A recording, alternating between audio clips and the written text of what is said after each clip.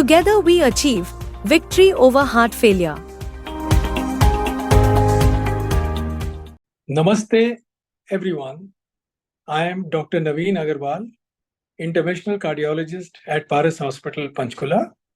And today I'll be speaking to you about numbers to watch in heart failure. This talk is primarily directed towards our patient clientele who have heart failure or whose immediate near and dear ones are suffering from heart failure. And this is aimed to help them how to manage heart failure on a day-to-day basis. So the most important thing about heart failure management from the patient's perspective is to watch your diet very carefully. And in the diet, what we say is that do not you take low fat diet, no saturated fats or minimum saturated fats. The calorie intake should be commensurate with your level of activity. That is, do not take a very rich diet. You, instead of taking 3 or 2 major meals, it is advisable to split your meals 4 to 5 times and take small proportions. This helps to decrease the workload on your heart. And in the night, take your dinner as early as possible and give a gap of at least 2 to 3 hours between your dinner and your going to bed. Another very important aspect of your diet in heart failure concerns your intake of water. Under no circumstances should your water intake exceed 1.5 liters, and under very severe heat conditions, it can go up to 2 liters. And in case you are suffering from severe breathlessness, or in case the breathlessness increases, you should decrease your water intake proportionately. The third important thing is to decrease your salt intake. And your total intake of salt in a day should not exceed 2.5 grams per day, which is almost about half a teaspoonful. Never add extra salt in your curd or your salad, or take salted lassi or things like that. Salt is an enemy for heart failure patients. Another important aspect of your daily routine is to get adequate sleep. And you must ensure that you get at least 8 hours of uninterrupted sleep in the night. And it is also advisable that after lunch, you take at least half an hour of siesta or bed rest. This tremendously helps the heart failure patients, it has been seen. Now, as far as your medical aspects are concerned, the most important thing is to understand your heart failure medication and stick to the schedule which has been told to you by your treating cardiologist. Generally, patients of heart failure also have concomitant illnesses like diabetes, etc. So at times, the number of medications becomes quite a lot. And to help you sort out the medication, it is better to organize a pill box and to periodically check by some family member whether the heart failure medications are being strictly taken as per schedule, because neither underdosing nor overdosing is good for the heart. So stick to your medicine schedule as strictly advised by your doctor as far as the dose and the timing are concerned. Another important thing to watch on a regular basis is your blood pressure. Heart failure patients should measure their blood pressure at least twice a week, and more often in case they're not feeling well.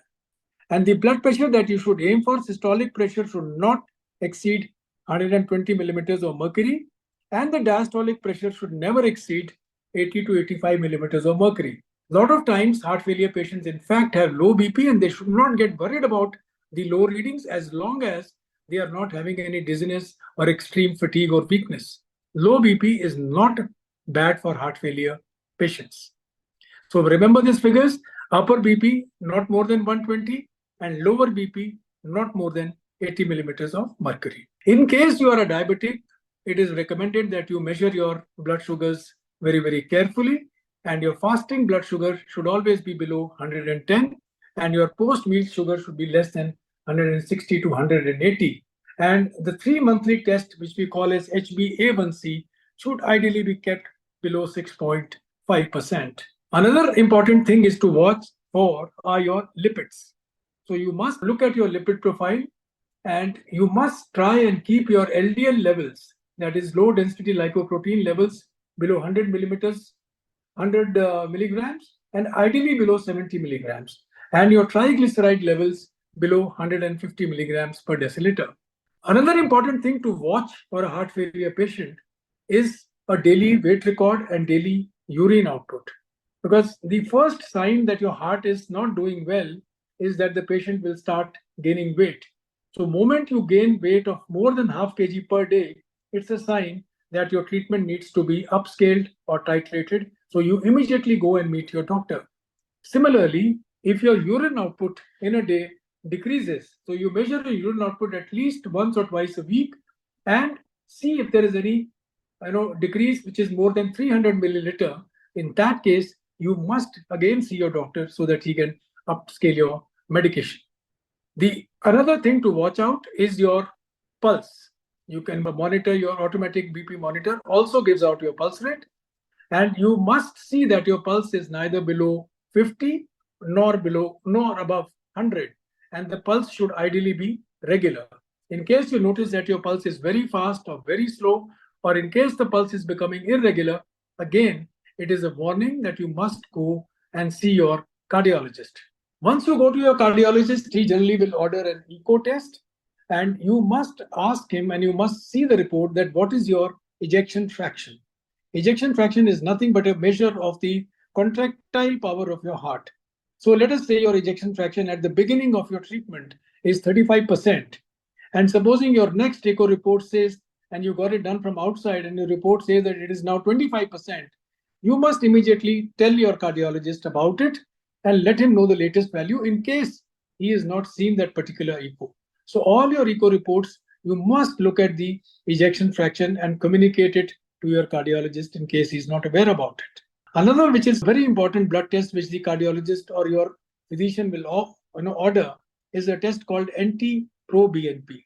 This is a measure of your heart failure condition, and in case your NT-proBNP rises disproportionately and becomes double the what it was earlier, it is again a sign that your heart is not doing well and it warrants a visit to the cardiologist. So these are, the major parameters which you can monitor on a day-to-day basis, and this will help you because heart failure is a chronic condition. There is unfortunately no cure for heart failure, and it requires an equal amount of effort both from the doctor and the patient or their attendants to make the treatment a success. So, if you want to lead a comfortable and healthy life with heart failure, it is important that you know these parameters, you monitor these parameters, and you communicate these parameters with your doctor. And please make it a point that even if you are feeling well, you must periodically go and get checked up from your physician or your cardiologist, because he's the one who can pick out early warning signs and then do the needful. Do not wait for your condition to get very bad and then go to the doctor, because as they say, a stitch in time prevents time. Thank you. Dhanyavad. Jai Hind.